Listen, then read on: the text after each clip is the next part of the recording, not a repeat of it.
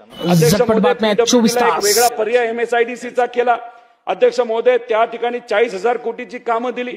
याचा खोलामध्ये जाऊन अध्यक्ष महोदय आपण बघितलं तर पहिल्या टप्प्यामध्ये अंदाजपत्रकापेक्षा 10% वाढ ही त्या ठिकाणी 4,000 कोटीचे अध्यक्ष महोदय दिले. आणि दुसरा टप्पा वाढीव दराने निविदा भरल्या. अध्यक्ष महोदय, तिथं कॉन्ट्रॅक्टर 20-20, 25-25% अभाव हे तिथे गेलेले आहेत. म्हणजे नॅशनल हायवे -20% चाललेत आणि राज्यातले MSIDCचे सगळी कामं आपण बघितली तर 20-20, 25% जास्त जात असेल तर 14,000 कोटीचा अध्यक्ष महोदय त्याच्यामध्ये घोळ झाला असं आमच्या सगळ्यांचं म्हणणं आहे. अध्यक्ष महोदय, समृद्धी महामार्गाच्या बाबतीत तसंच काहीतरी झालं.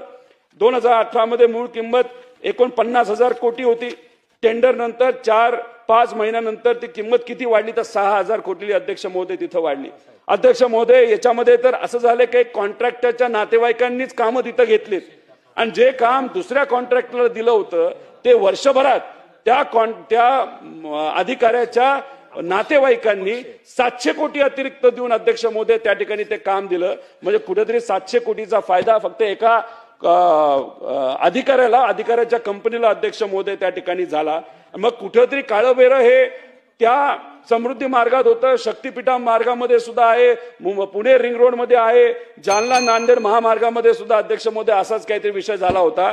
त्यामुळे अशा प्रकारे दलाली जर त्या ठिकाणी कॉन्ट्रॅक्टरला काढण्याची संधी सरकार देत असेल आणि त्या दलालीचं पुढे साहेबांच्या वक्तव्यावर तुमचं काय म्हणणं आहे ते कमेंट मध्ये नक्की सांगा आणि चॅनलला पुन्हा एकदा सबस्क्राईब करा, लाईक करा, शेअर करा. धन्यवाद. झटपट बातम्या 24 तास.